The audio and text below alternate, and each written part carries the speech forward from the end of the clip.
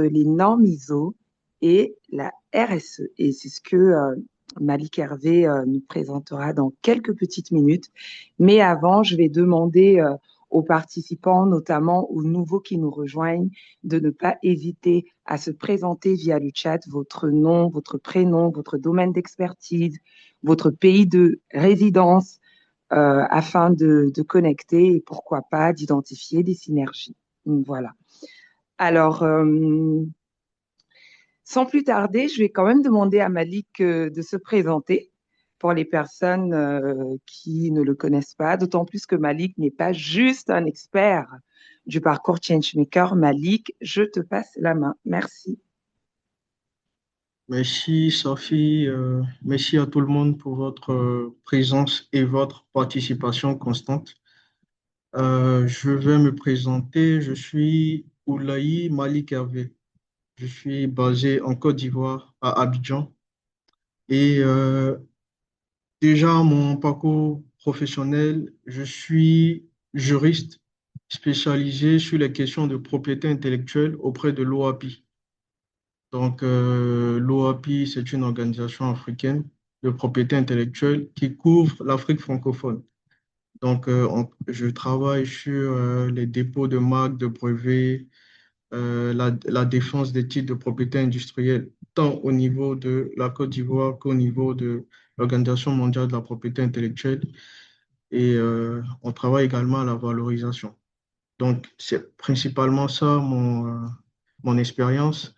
Euh, Je suis diplômé de l'Université catholique d'Afrique de l'Ouest en Côte d'Ivoire. Donc, c'est l'une des meilleures universités de droit en Afrique de l'Ouest où j'ai fait tout un parcours et j'ai été diplômé d'un master en droit économique. Et c'est là que je me suis penché sur la propriété industrielle jusqu'à maintenant. Euh, Également, j'interviens au niveau du think tank, d'abord comme expert, ensuite comme secrétaire général et responsable du pôle administratif et communication. Donc, tout ce qui est communication au niveau du think tank, euh, on y travaille également avec sa fille et plein d'autres membres de son équipe. Voilà, après, j'ai pas mal de certificats avec le Global Compact euh, dans le domaine de la RSE. Et voilà un peu ce que je peux dire sur moi. Ici, ici, ça fait.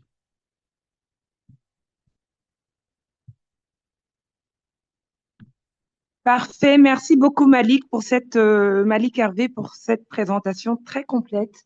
Et sans plus tarder, nous allons démarrer. Il est exactement 13h38, 12h38 GMT. Merci, Malik. D'accord. Donc, merci à tous encore une fois pour votre présence et votre participation constante aux ateliers du parcours Changemaker. Donc, on est sur la deuxième promotion. Donc, bravo et vraiment félicitations pour tout ce que Safi fait et son équipe. Également, merci pour les participants. Aujourd'hui, je vais intervenir sur l'introduction aux normes ISO dans le contexte africain. Donc, présenter le lien, comme Safi l'a dit, le lien entre la norme ISO et la RSE. Donc, particulièrement la norme ISO 26000. Ce qu'il faut retenir ici, le lien, c'est que la norme ISO, donc le test de la norme ISO 26000, c'est, intervient comme, en fait, apporte des lignes directrices à suivre pour pouvoir mettre en place une stratégie euh, de durabilité au sein de votre organisation. Donc, à travers ce test-là, c'est comme, je pense, c'est comme un test de loi. Ah, la différence, c'est que ce test n'est pas contraignant. Donc, c'est pour ça on a l'appellation ligne directrice. Donc, ce n'est pas contraignant, mais il permet, si on le suit, si on le respecte, de pouvoir mettre en place une bonne stratégie de durabilité pour votre organisation, dépendamment du contexte. Et là, on est dans le contexte africain, donc avec ses particularités. Euh, donc, au cours de cet atelier-là, on va aborder d'abord les notions de normes ISO, donc les différents types, les différentes familles de normes ISO. On n'ira pas en détail, on va être focus sur la norme ISO 26000, mais en fait, vous pourrez avoir les, des orientations et connaître déjà les familles pour pouvoir dans le déroulement de votre stratégie, vous pourrez aller plus loin à travers en fait ces indications sur les familles de normes ISO, donc pour faciliter un peu vos recherches. Euh, Ensuite, on va aborder le contexte d'application des normes ISO en Afrique de l'Ouest ou en Afrique de manière générale, mais en Afrique de l'Ouest par rapport au contexte. Je me suis présenté. Je pense que je peux passer sur cette étape-là. Euh, Au cours de l'atelier, il y a des règles à respecter, respecter la prise de parole et le groupe, se mettre en action et être acteur, donc participer. On a la chance d'avoir un atelier qui est assez interactif. À chaque étape, on a des questions pour vraiment s'assurer que le minimum est bien compris. Et on demande un peu plus de sérieux. Donc, sans se prendre totalement au sérieux. Donc, on se contredit, mais juste vous dire d'être détendu, mais dans le respect des limites des autres. Je pense que Safi l'avait dit bien avant, on donne la possibilité à des participants de pouvoir se présenter. Donc, votre prénom, votre profession, vos attentes sur cette formation et votre état d'esprit ce matin, cet après-midi. Je peux laisser la parole là. Bonjour à Lydie, qui est très fidèle, qui vient aussi de nous rejoindre. Bonjour à Cabran, qui est un nouvel participant. Bonjour à Sharifa, qu'on n'avait pas vu depuis plusieurs sessions. Bonjour Odile, qui est nouvelle. Bonjour à la présidente qui nous fait l'honneur d'être là, à Tessiga, notre présidente du think tank RSE. Alors, l'idée ici, c'est un petit jeu qui va nous permettre en fait de partager notre état d'esprit de ce matin. Moi, je suis d'humeur aujourd'hui déterminée, enthousiaste. Donc, je suis Malik, celui qui tient comme un ballon là, qui est en train de sauter. Et peut-être même celui qui est avec les deux mains en mode levée de victoire là sur le podium. Donc voilà, on va prendre l'humeur de Lydie. Lydie, quelle est votre humeur du jour?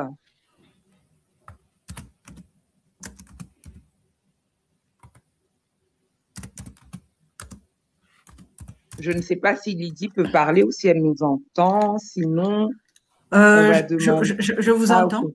Je vous entends, oui. Oh, ok, Je super. vous entends. Donc, comme d'habitude, très contente, enthousiaste. Jusqu'à présent, de participer, dès que j'ai l'opportunité de participer, d'écouter les différents points de vue, les expériences de chacun, et aussi de voir en fait les points communs qu'il y a dans nos différents domaines d'expérience. Et aujourd'hui, particulièrement enthousiaste d'entendre le point de vue d'un collègue juriste de formation comme moi. Donc voilà. C'est vrai que Et d'en Malik, apprendre un peu ouais, plus juriste dans la tête. sur les normes ISO en particulier. Ouais, c'est D'accord. vrai que Malik a plusieurs casquettes, juriste dans la vie, communicant au sein du think tank RSE, responsable du pôle communication et administratif aussi. Donc, merci Lydie. On va prendre l'humeur de Odile aussi, qui est nouvelle. Odile, quelle est votre humeur du jour?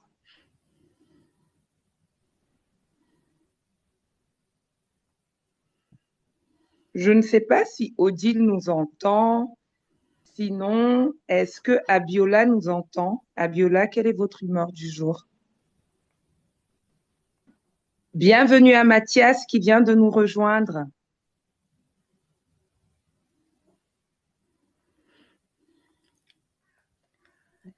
Comme les gens sont en mute, je ne sais pas s'ils m'entendent. Carline, quelle est votre humeur du jour?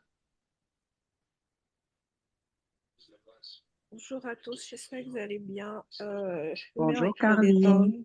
L'humeur est très détendue. Sauf que je suis un peu couchée, je Superbe. suis malade, mais j'ai quand même voulu participer. Donc, on reste en attente des merveilles qui vont sortir. Et vous avez très bien fait, Carline. Bienvenue parmi nous. Prompt rétablissement à vous. Et merci beaucoup pour votre participation malgré votre état de santé.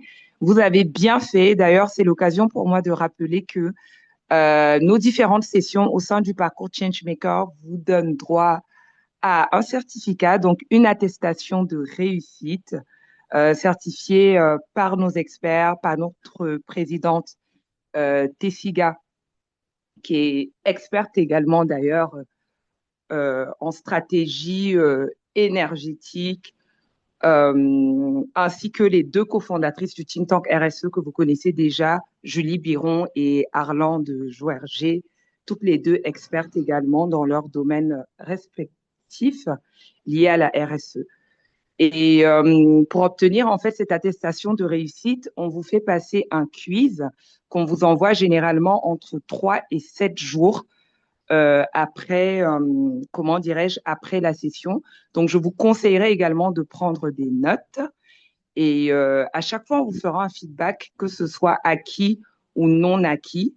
Et ainsi, vous pourrez réévaluer votre niveau et pourquoi pas approfondir et développer certaines compétences. D'ailleurs, c'est l'occasion pour moi aussi de faire un big up à toute la team qui travaille au quotidien à mes côtés, justement pour faire de toutes ces sessions une réussite et aussi pour vous permettre d'obtenir ces différentes attestations de réussite. Puis Marcel, on a Maëlé qui est parmi nous aujourd'hui, Marie-Ange également.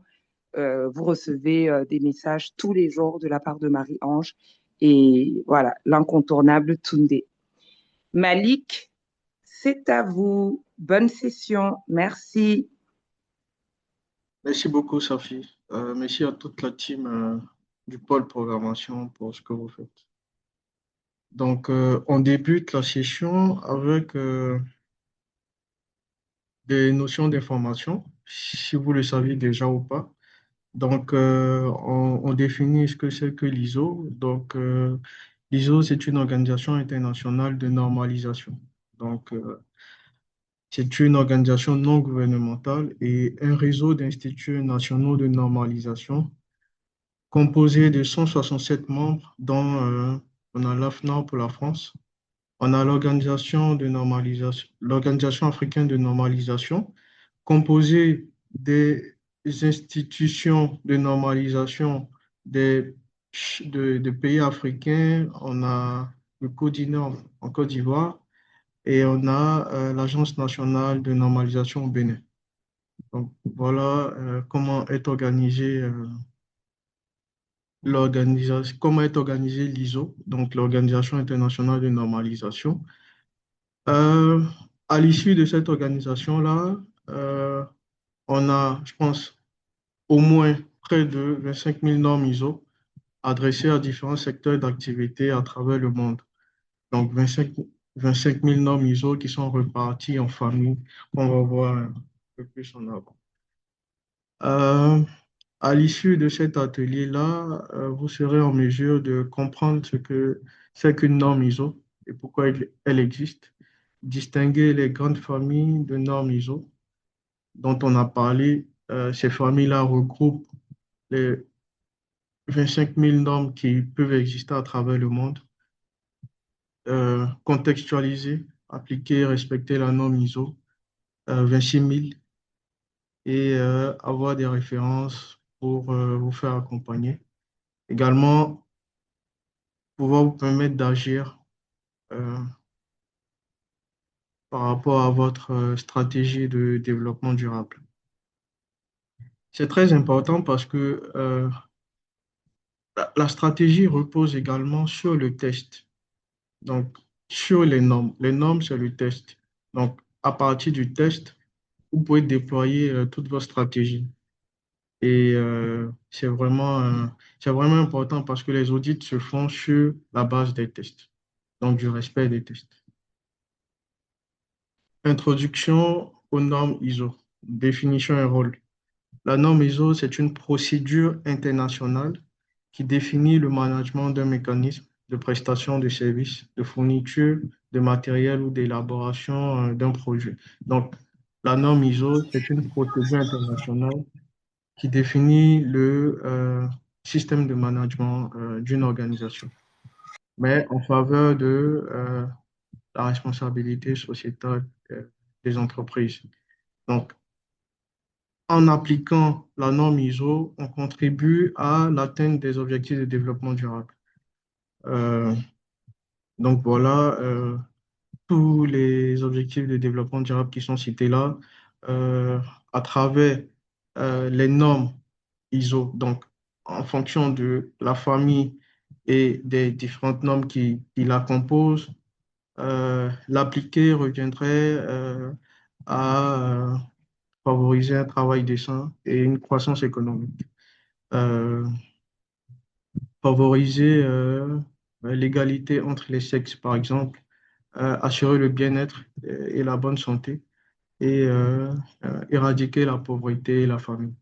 Donc voilà un peu les objectifs de développement durable à partir desquels on peut s'inspirer en fonction du texte, donc du texte de la de la ligne directrice, la norme ISO, pour mettre les stratégies qui sont définies et atteindre ces différents objectifs-là.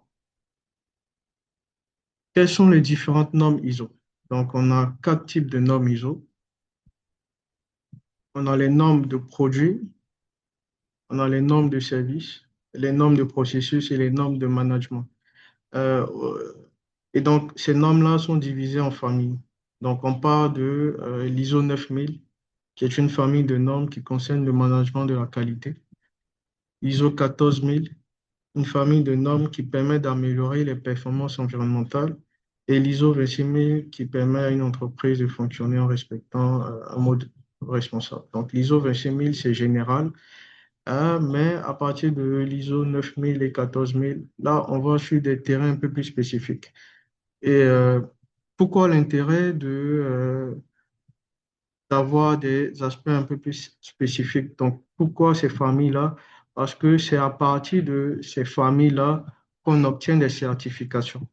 Donc, par exemple, si vous avez une stratégie RSE générale, donc qui est basée sur le respect de la norme ISO 26000, pour pouvoir vraiment aller plus loin et, par exemple, toucher à l'aspect environnemental, il va falloir aller vers la norme, vers la famille de normes ISO 14000, trouver le test qui correspond le mieux à votre contexte et l'appliquer. Et c'est à partir de là que vous pouvez aller rechercher une certification sur la spécificité.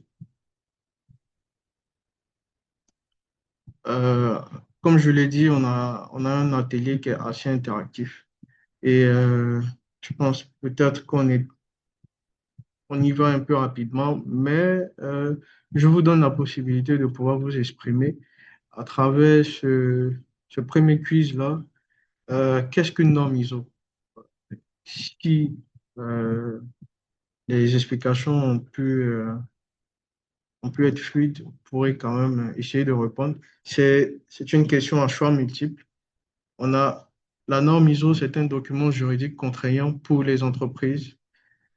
La norme ISO, c'est une procédure internationale qui établit les critères de management pour les produits, services et systèmes, donc des lignes directrices.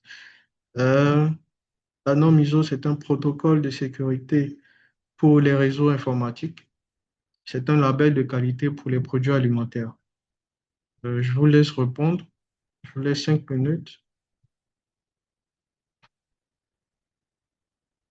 Vous pouvez N'hésitez pas à répondre. réagir via le chat. C'est ça.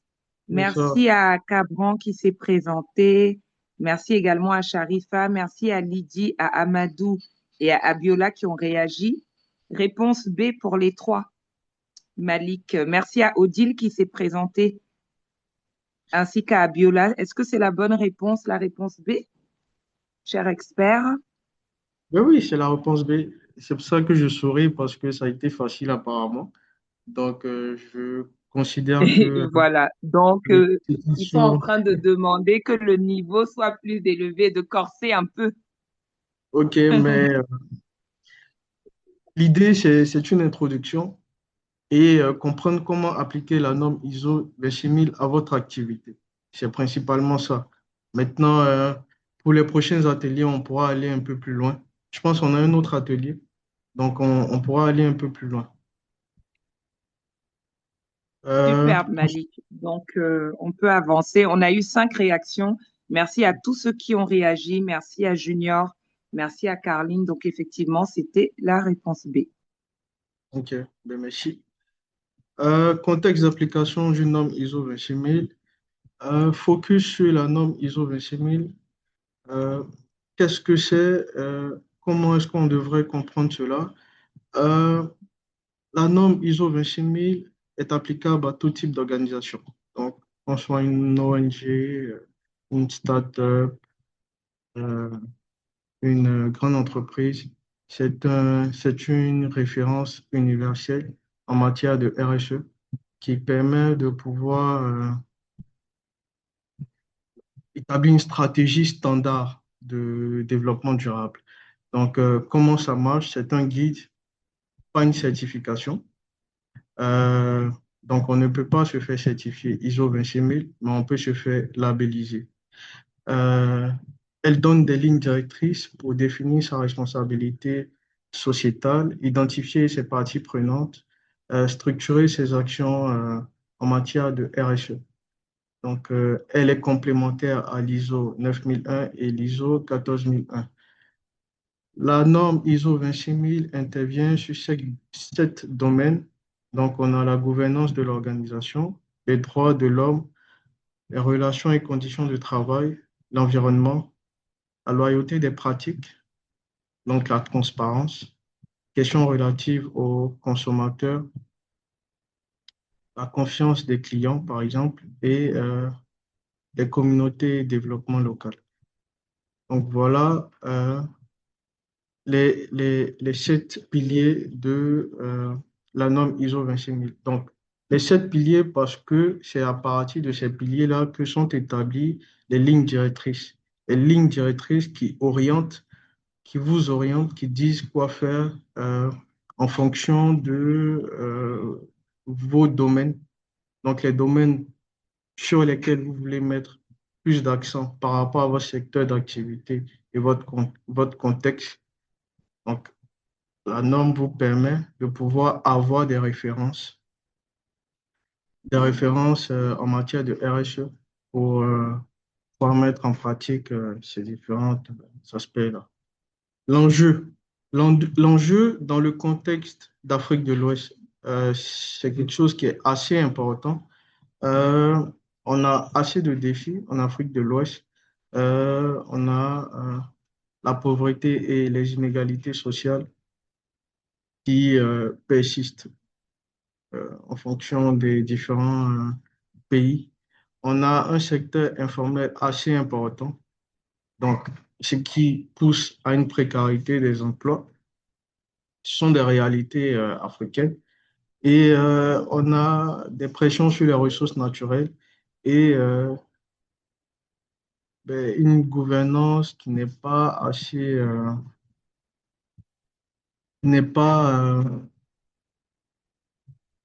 n'est pas assez,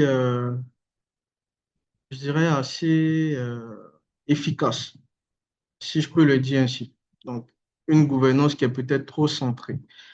Donc, les opportunités d'appliquer en fait ces normes-là, ou particulièrement la norme ISO 26000, bien au-delà que cela puisse nous donner accès aux marchés internationaux, parce que on pourra assurer certaines exigences, mais au niveau local, euh, la norme ISO 26000 ou les normes ISO permettent une meilleure gouvernance de l'entreprise ou de l'organisation, euh, permettent de fidéliser les salariés, donc à travers des meilleures conditions d'emploi et des meilleures conditions de travail, euh, renforce la confiance des clients, donc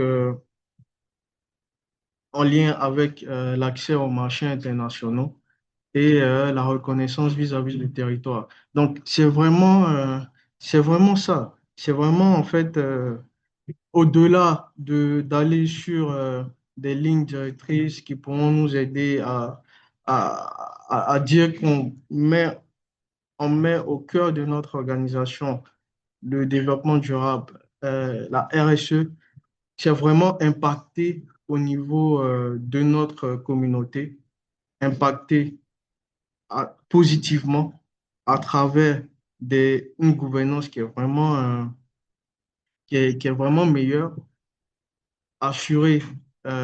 Donc, pour répondre au secteur informel, donc à la précarité des emplois, on pourra obtenir une fidélité des clients parce qu'ils auront de meilleures conditions de travail et à exprimer une reconnaissance vis-à-vis du territoire.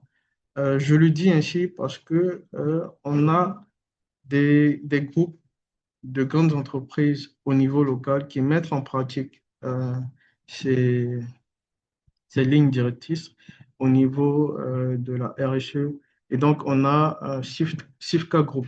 Sifka Group, c'est une très grosse entreprise, une société ivoirienne qui existe dans l'agro-industrie avec une politique RSE qui est assez formelle.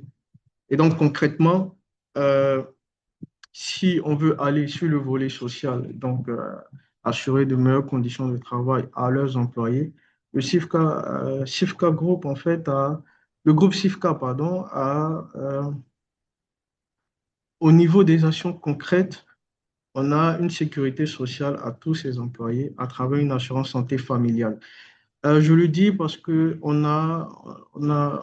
j'ai eu la chance de pouvoir participer j'ai la chance de participer à un programme donc, organisé par des institutions au niveau africain. Et euh, concrètement, on se demandait, mais comment est-ce que le développement durable peut être favorable pour notre contexte ici en Afrique de l'Ouest. Donc, euh, et donc, on a un membre qui a présenté en fait les initiatives du groupe SIFCA et en fait à travers la sécurité sociale, comment ça se matérialise? Euh, euh, L'entreprise a ses agents de santé à elle.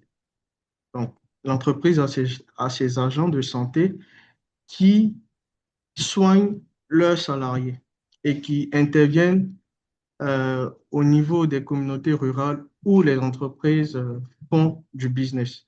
Donc, voilà un peu une action concrète qui permet de dire que l'entreprise se soucie des conditions de travail de ses salariés. Donc, essaie d'atteindre l'un des objectifs de développement durable. On a la question de genre qui est également pris en compte et qui a été mentionné à travers des mécanismes contre les harcèlements au travail et une politique en faveur de leurs salariés en situation d'handicap. Donc, voilà un peu sur le volet conditions de travail, comment est-ce que le groupe, euh, à travers les normes ISO, donc à travers l'ISO 26000 et les autres familles de normes ISO, interviennent en fait, dans la mise en œuvre et créer un impact réel sur leur communauté. Donc, c'est très important parce que ça nous permet de comprendre que il s'agit pas en fait de mettre des actions sur papier, mais de vraiment en fait trouver comprendre notre contexte, quelles sont les actions qu'on peut mettre en fonction de notre budget ou en fonction de nos moyens, et puis réaliser des actions qui impactent réellement nos parties prenantes, et puis faire évoluer au fur et à mesure. Donc, c'est vraiment ça l'intérêt de comprendre l'application des normes ISO, en particulier l'ISO 26000. Merci beaucoup, Malik. Et d'ailleurs, chers participants, n'hésitez pas à réagir via le chat si vous avez des questions, si vous avez des commentaires, des contributions en termes de partage d'expérience ou encore des feedbacks tout simplement sur certains aspects présentés, mis en évidence, mis en exergue par notre expert Malik. Merci beaucoup. Merci Malik. On peut continuer. Ce qu'il faut retenir. Ok, merci Sophie. Ce qu'il faut retenir, c'est que la norme ISO, les normes ISO sont des outils, pas des contraintes. C'est pour ça qu'on parle de ligne directrice. Donc, ce sont des orientations, des pistes pour, qui permettent de mettre en place des stratégies RSE. Donc, en gros, ce sont des recommandations et sur les meilleures pratiques à mettre en œuvre dans nos différents domaines en matière de RSE. On a ensuite, c'est un avantage, c'est un avantage compétitif en Afrique de l'Ouest. Concrètement, en Afrique de l'Ouest, au-delà de permettre d'accéder aux marchés internationaux, obtenir des financements, concrètement, ça nous donne un avantage concurrentiel. Ça nous permet d'améliorer la réputation de l'entreprise. Ça nous permet de retenir les salariés. Ça nous permet de motiver les salariés et les employés. Et on améliore en fait le regard des investisseurs vis-à-vis de notre organisation. Et on améliore nos relations avec les parties prenantes. Donc, concrètement, mettre en place en fait des stratégies en faveur du développement durable à travers, par exemple, l'ISO 26000, c'est vraiment d'impacter sur nos communautés, sur nos salariés et à l'échelle mondiale, avoir un meilleur positionnement. C'est essentiellement cela. Euh, Ce qu'il faut retenir, c'est que pour la norme ISO 26000, on n'a pas besoin d'être une grande entreprise. On a juste besoin d'avoir la volonté, d'avoir les compétences, de comprendre notre domaine, notre contexte, de choisir les domaines en fait auxquels on peut vraiment apporter des solutions concrètes et se pencher sur les lignes directrices. Donc, comment mettre en œuvre en fait ce qu'on désire et voilà, et les mettre en œuvre. Donc, pas besoin d'être une grande entreprise pour agir en matière de responsabilité sociétale. Donc, euh, là, on va essayer de mettre l'accent sur l'organisation de la norme ISO 26000. Donc, le test, euh, ce qu'il faut comprendre, c'est que c'est un test, donc ce sont des lignes directrices avec des articles. Donc, il y a des articles. Je donne un exemple.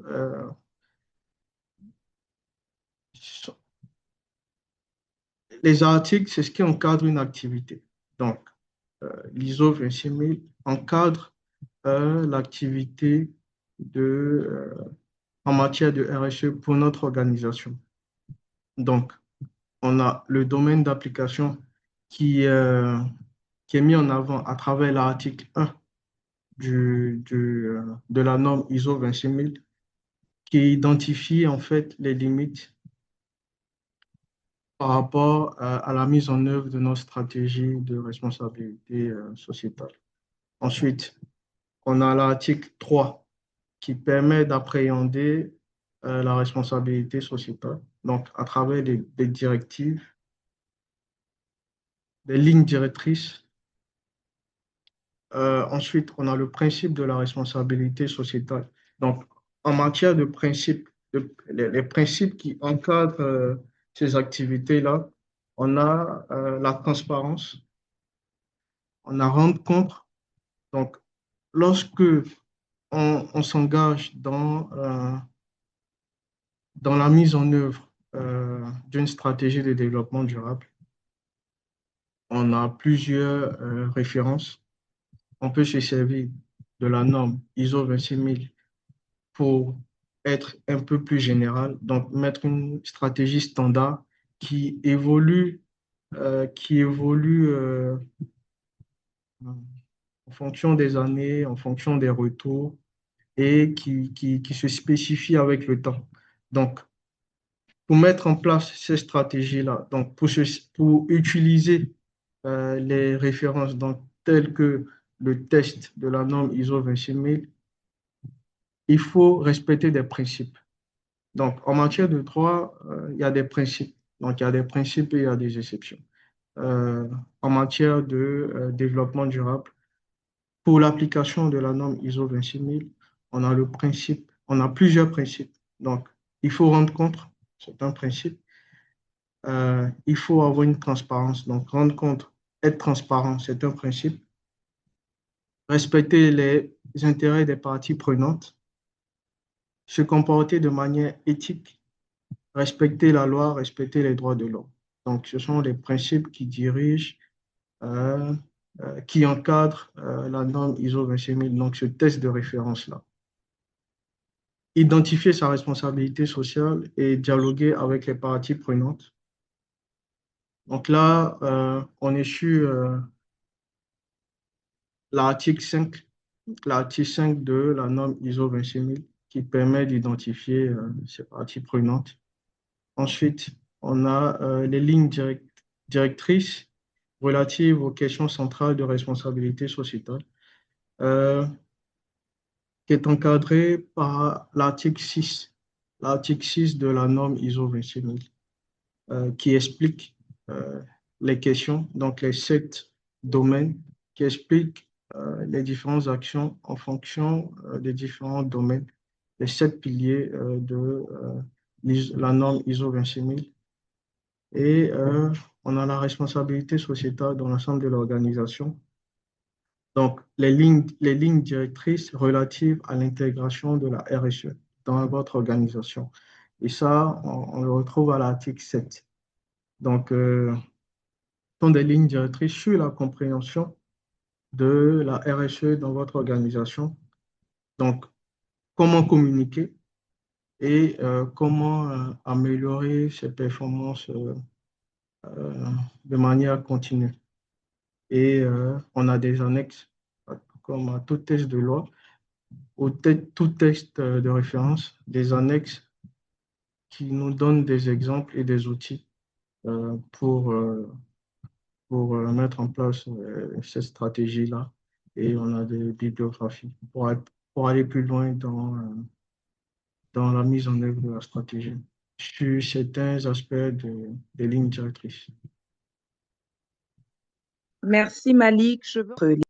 Là, on est sur un focus sur les articles, des articles précis de ce test-là, donc la norme ISO 26000.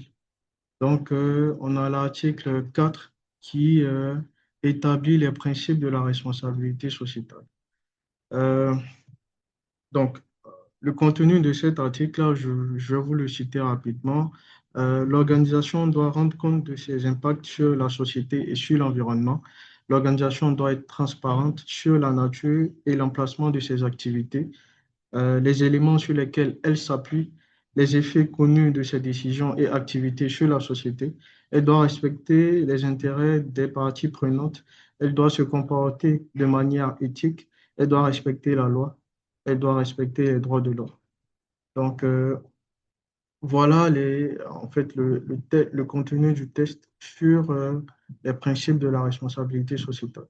Et donc, ce test-là, il donne les principes. Et dans la mise en œuvre, on se pose la question, mais comment mettre en œuvre ces principes-là? Et donc, euh, pour, par exemple, respecter le principe de la transparence, il faut communiquer. Donc, il faut établir des rapports en faveur des actions que vous avez menées. Il faut, euh, par exemple, mettre en place euh, un comité RSE au sein de votre organisation. Il faut pouvoir avoir des formations qui sont adaptées pour pouvoir former tous vos collaborateurs sur les domaines dans lesquels vous voulez intervenir. Donc voilà un peu comment est-ce que vous pouvez respecter les principes de la responsabilité sociétale au niveau de la norme ISO 26000. Ensuite, on a dialogué avec les parties prenantes. Je vais vous citer le test. Donc, il est important pour les organisations engagées dans une démarche de responsabilité sociétale d'identifier les parties prenantes et de dialoguer avec elles. Euh, donc, dans le test, on cite également les parties prenantes. On distingue généralement 5 types de parties prenantes. Donc, on a l'État, les clients, les représentants du personnel, les fournisseurs et sous-traitants et les associations. Donc, voilà le contenu du test de l'article 5 sur le dialogue avec les parties prenantes. Donc, à travers ce test-là, euh, dans la mise en œuvre, c'est maintenant concrètement de cibler ces parties prenantes en se référant sur les, les types de parties prenantes qui sont généralement, qui ont été cités de manière générale et établir un dialogue dans la mise en œuvre de nos stratégies. Ensuite, on a les 7 questions centrales de la responsabilité sociétale. Donc, l'ISO 26000 traite 7 questions. Donc, je vous cite le contenu du test. L'ISO 26000 traite 7 questions centrales de la responsabilité sociétale qui constituent des lignes directrices pour la mise en œuvre d'une stratégie de responsabilité sociétale. Donc, on a vu précédemment, et ces questions-là, on a la gouvernance de l'organisation, les droits de l'homme, les relations et conditions de travail, l'environnement, les, les bonnes pratiques en matière de votre business, les questions relatives aux consommateurs, aux clients et votre engagement sociétal en faveur de votre communauté. Ces questions-là, en fait, vous permettent de pouvoir établir des indicateurs de performance dépendamment de votre contexte et dépendamment de comment est-ce que vous souhaitez, sur, sur, sur quoi vous souhaitez vous pencher pour mettre en avant une stratégie RSE. Donc, c'est vraiment ça. Euh,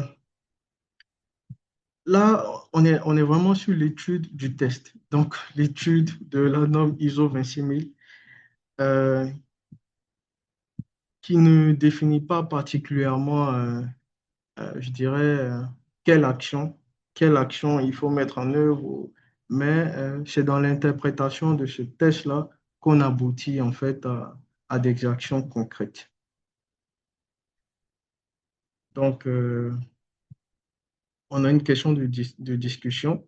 Euh, Dans votre organisation, quel domaine de l'ISO 26000 vous semble prioritaire? Ça, c'est une question qui nécessite une vraie étude de d'abord votre activité, votre contexte, là où vous vous situez, euh, une étude du contenu des différentes questions qui sont abordées, euh, et ensuite pouvoir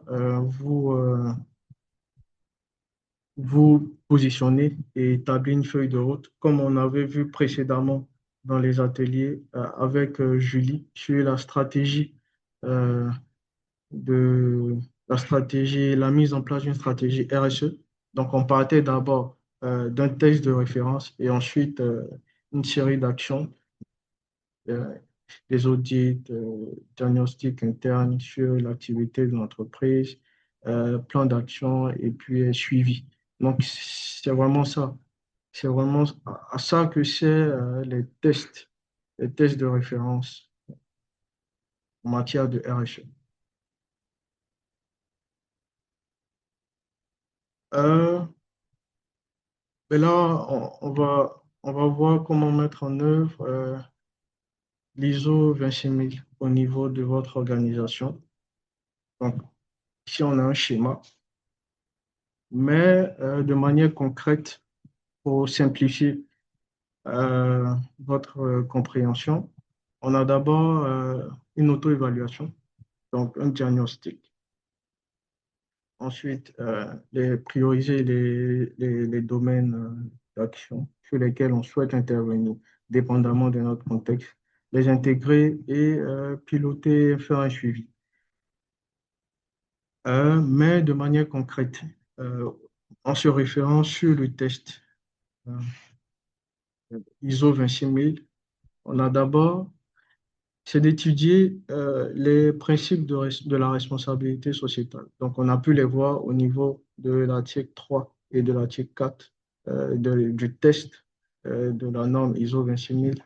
On a la transparence, le respect des droits humains, euh, euh, communiquer sur, en fait, rendre compte, rendre compte euh, et voilà. Donc, ce sont des principes qui guident en fait le test de la norme ISO 26000.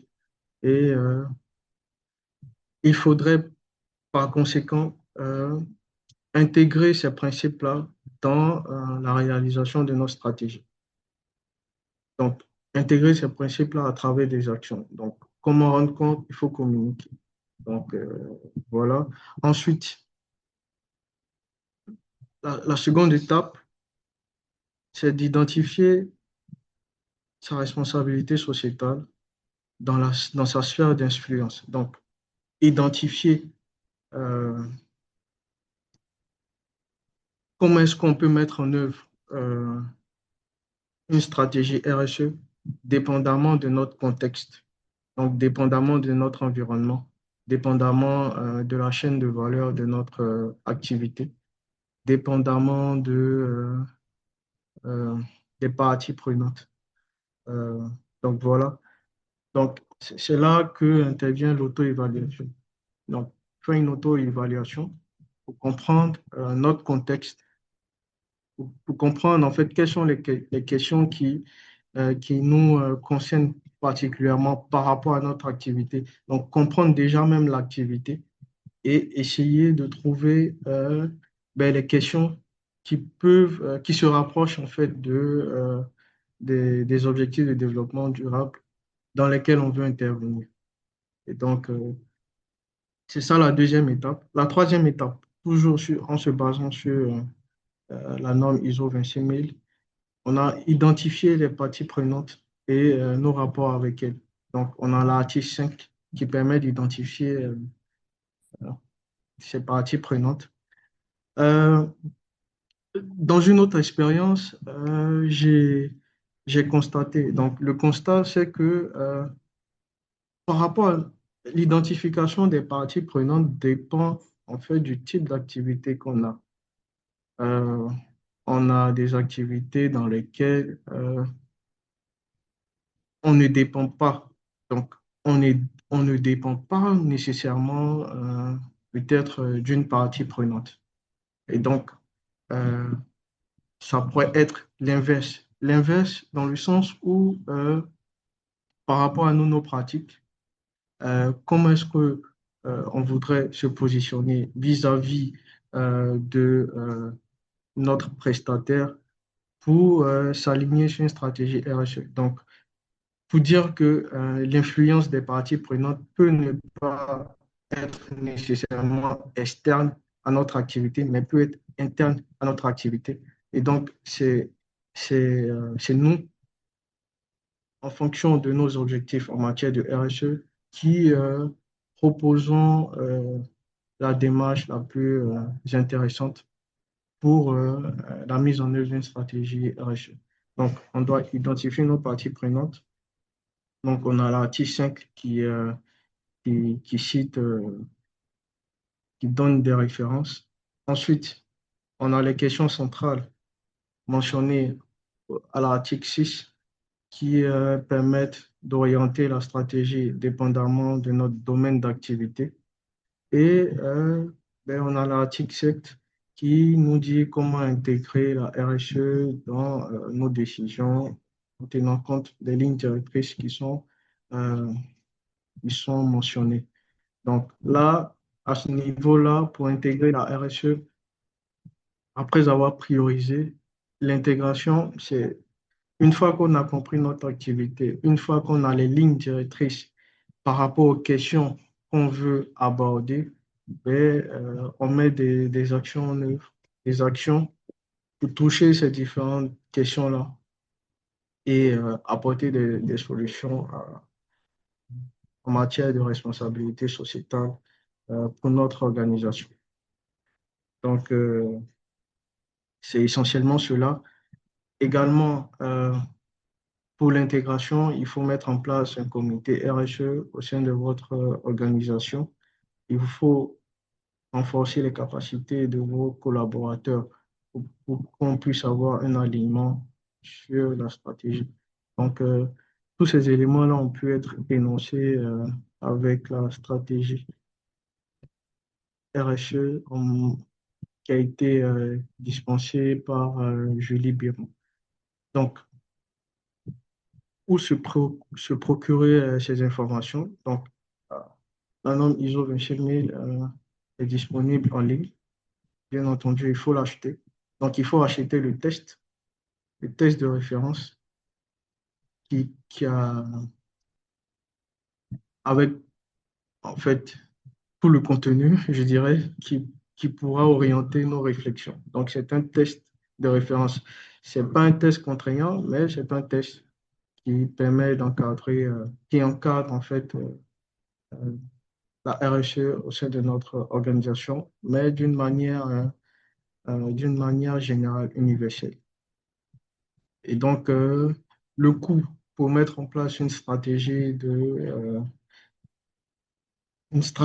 RSE en lien avec la norme ISO 26000 dépend de plusieurs facteurs. Donc, on a premièrement euh,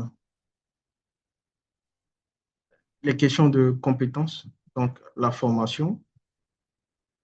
Ensuite, les actions concrètes à mener. Il y a des actions qui peuvent être avantageuses, plus économiques, et il y a des actions qui peuvent nous coûter.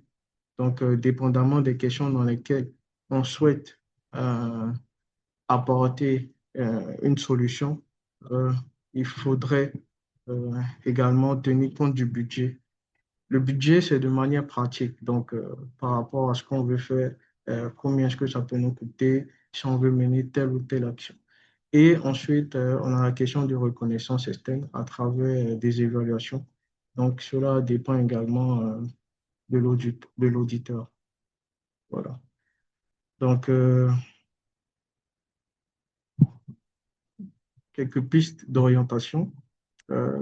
Vous pouvez télécharger la fiche de synthèse de l'ISO 26000 et ensuite, par exemple, identifier un domaine prioritaire par rapport à votre activité et, et- et partager les connaissances acquises au cours de cet atelier-là avec vos collaborateurs. Donc, euh, après avoir expliqué en fait tout le fonctionnement, on pourrait aller sur un cas concret, par exemple une PME qui existe dans l'agroalimentaire, par exemple la transformation de mangue en Côte d'Ivoire avec 45 employés. Et donc là, la première étape, donc, c'est de faire ben, un diagnostic, une étude euh, qui est basée sur un référentiel RSE. Donc, on pourrait ici parler de la norme ISO 26000. Donc, s'approprier le test et faire une étude sur les 7 domaines de la norme ISO 26000 qui concerne l'activité de notre entreprise. Et donc là, parmi ces 7 domaines-là, on peut identifier les conditions de travail, l'environnement, donc la gestion, par exemple, des déchets et les communautés locales. Donc, les agriculteurs qui nous fournissent nos produits. Ensuite, et donc, euh, à travers ces, ces 7 questions-là, on a déjà déterminé en fait des indicateurs, des pistes pour pouvoir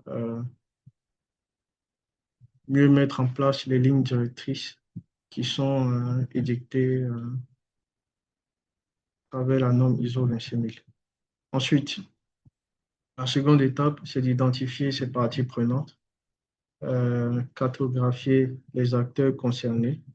Donc, par rapport à notre exemple, on a 80 agriculteurs locaux, fournisseurs, on a des employés dont 60% de femmes, on a les clients internationaux et au niveau de la communauté, on a la mairie et les communautés locales, coopératives par exemple. La troisième étape, une fois qu'on a identifié, donc on a utilisé les lignes directrices pour saisir cette question, les domaines sur lesquels on souhaite mettre en place une stratégie RSE, dépendamment de notre activité. On a identifié nos parties prenantes. On met en place un plan d'action. Donc, le plan d'action, c'est vraiment sur des actions, ce sont des actions concrètes qui touchent effectivement à notre activité, aux réalités de notre activité. Donc, par rapport aux conditions de travail, on a ciblé ici les saisonniers. L'objectif, c'est d'avoir des contrats équitables avec les agriculteurs. Donc, quand on parle de contrat équitable, c'est un contrat qui tient compte de la difficulté du travail, qui tient compte des avantages sociaux, qui tient compte de, en fait, de l'environnement, du contexte. Donc, c'est vraiment ça. Donc, c'est vraiment ça, s'engager dans une démarche RSE concrète à travers ce type d'action-là qui touche aux conditions de travail. Ensuite, par rapport à l'environnement, on a la réduction des déchets. Et donc, on peut aller sur des objectifs à atteindre annuellement à travers des mécanismes à mettre en œuvre. On a plein de projets hein, dans ce sens-là. On a la transformation des déchets agricoles pour produire, pour pouvoir aller sur d'autres productions. Et ensuite, on a la formation, la sécurité des employés. Donc ça touche également aux conditions de travail. La dernière étape, c'est de communiquer sur notre stratégie, donc à travers des rapports RSE annuels simples. On a la COP, donc on a un outil qui permet de pouvoir identifier nos domaines d'activité, pouvoir indiquer, préciser les indicateurs qui ont permis de pouvoir atteindre les actions on a envisagées et établir un rapport.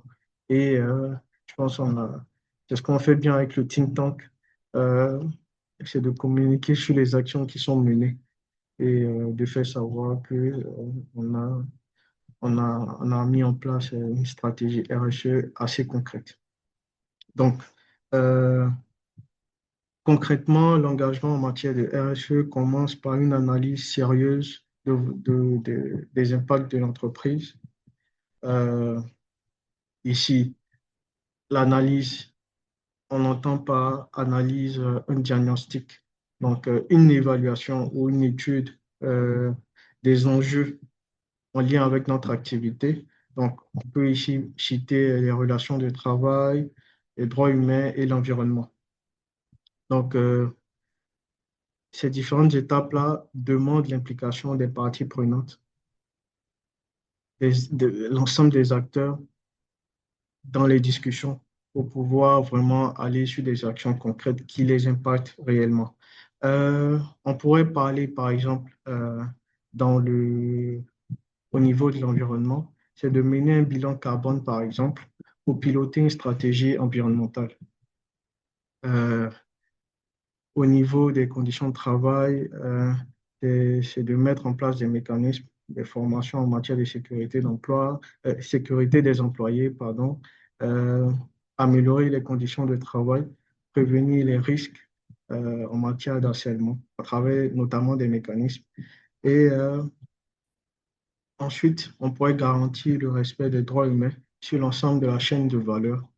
Donc, ne pas faire travailler les enfants, par exemple, sont des mécanismes, en fait, euh, sont des mécanismes qui permettent de pouvoir s'inscrire dans une démarche de responsabilité sociétale et environnementale.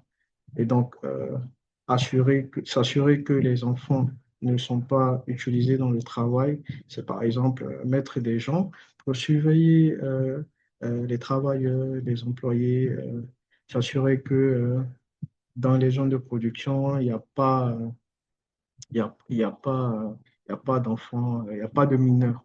Donc, et ensuite, c'est de toujours renforcer le dialogue avec les parties prenantes pour s'assurer que ces actions-là, ces actions qu'on mène, impactent réellement leur activité. Donc, on peut partir du client, des consommateurs jusqu'aux communautés locales. Où est-ce que ces activités-là sont exercées?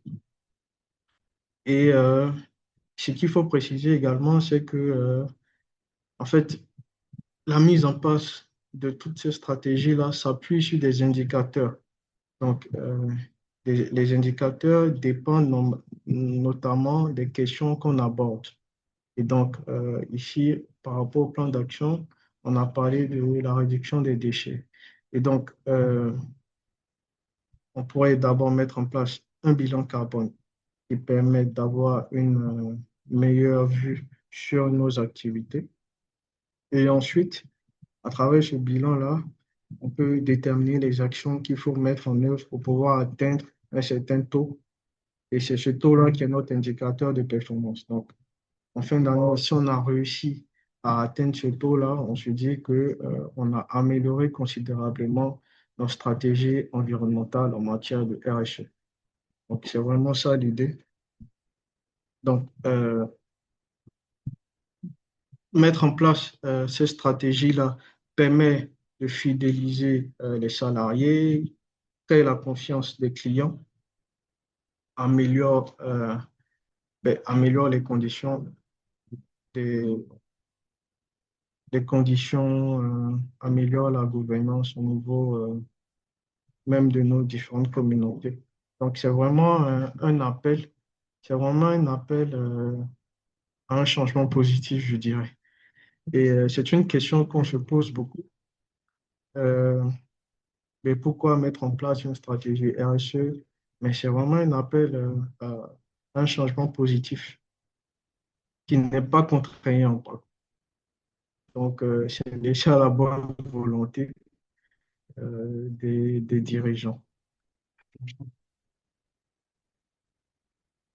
Donc, on a un deuxième quiz qui est assez simple également.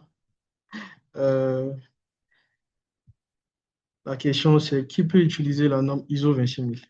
Donc, uniquement les grandes entreprises multinationales, toutes les organisations, quel que soit le taille, leur emplacement, le secteur, les organisations gouvernementales uniquement, et les entreprises privées uniquement. Donc, je vous laisse la parole. Vous pouvez intervenir.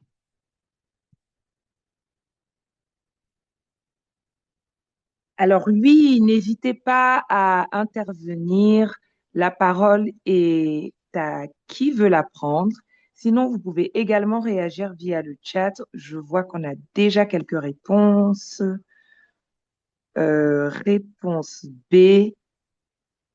Merci Carline, merci Amadou, Lydie, Marie-Ange, Mayélé pour votre participation. On va laisser notre expert donner la bonne réponse. Mais c'est la bonne réponse. On est toujours sur du B. Toutes les organisations, quelle que soit leur taille, l'emplacement, leur secteur d'activité, peuvent mettre en place une stratégie RH. Donc, tout le monde, toutes les entreprises, quelle que soit leur taille, peut, euh, se- peut mettre en avant ce changement positif-là dans leur organisation. Maintenant, tout dépend maintenant du contexte, de l'application, du budget, des indicateurs de performance adaptés à notre activité. Donc, voilà. Euh, Superbe. Merci beaucoup, Malik.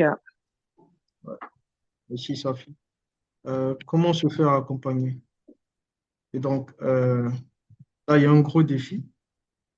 On est essentiellement sur des labels euh, européens. Compte fait, mettre en place ces stratégies-là permettent déjà d'aller vers des marchés internationaux. Donc, c'est vraiment intéressant. Donc, on pourrait dire que la RSE pourrait s'adresser aux, aux entreprises qui font euh, du business à l'échelle internationale, mais en allant plus dans le fond, on se rend compte que la RSE s'adresse à tout type d'activité. Euh, Notamment, on a des frais. On a d'abord les labels Lucie, 26 000, RSE, AFNA, EcoVadis. Donc voilà un peu ce qu'on peut citer là. Je pense que ces labels-là sont assez connus. En Afrique, des labels africains assez difficiles de pouvoir en trouver. Euh,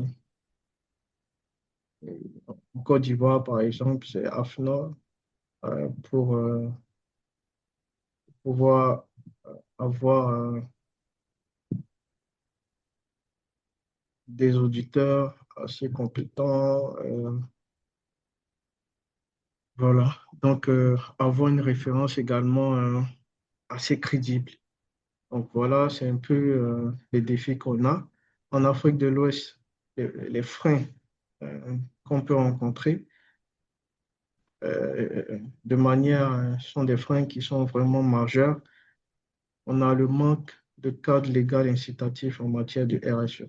Donc, on n'a pas, nos États n'ont pas encore mis en place un cadre qui permet aux entreprises, un cadre incitatif vis-à-vis des entreprises.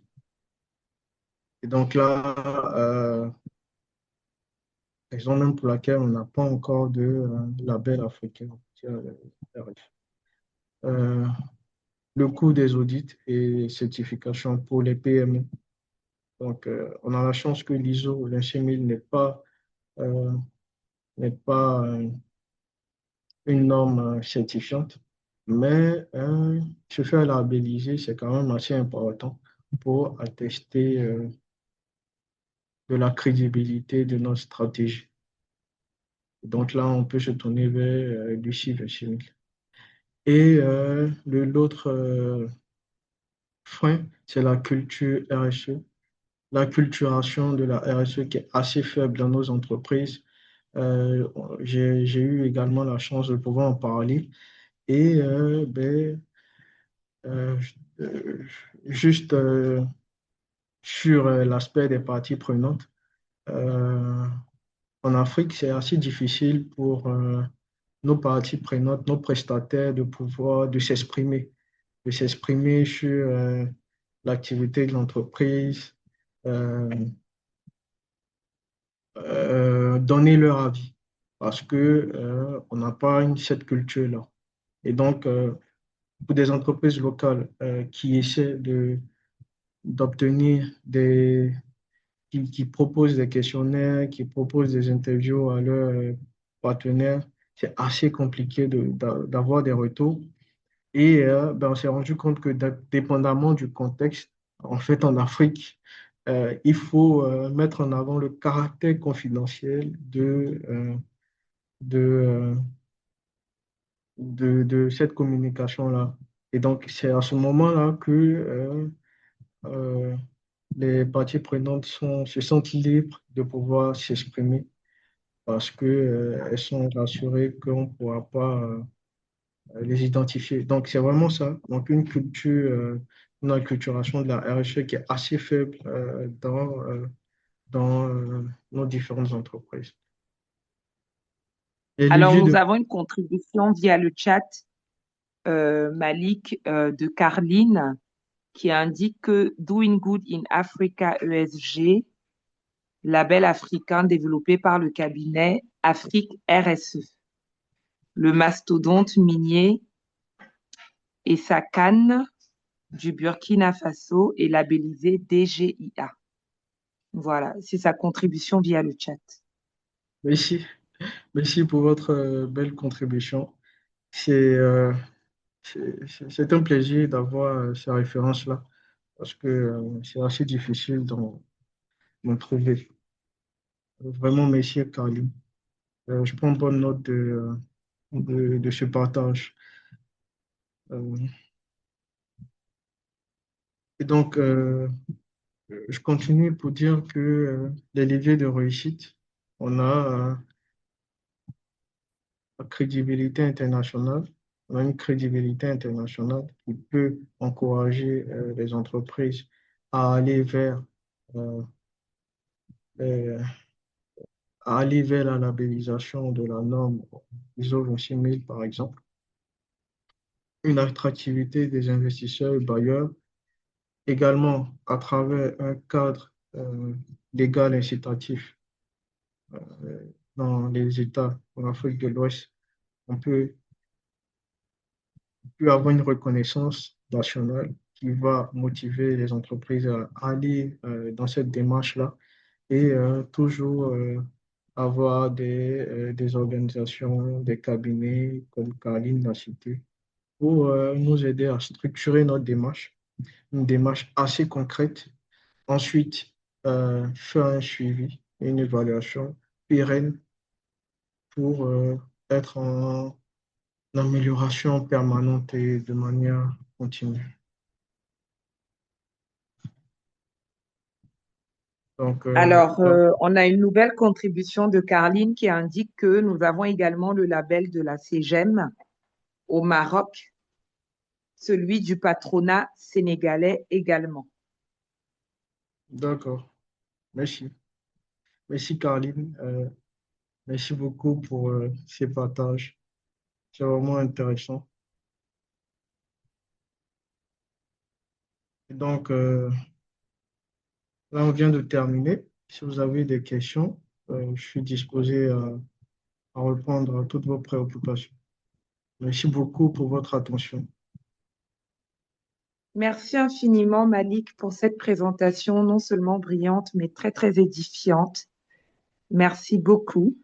Et nous sommes à votre écoute pour toutes les questions, les remarques, les commentaires, les contributions, les partages d'expériences. N'hésitez pas. Nous sommes à votre écoute.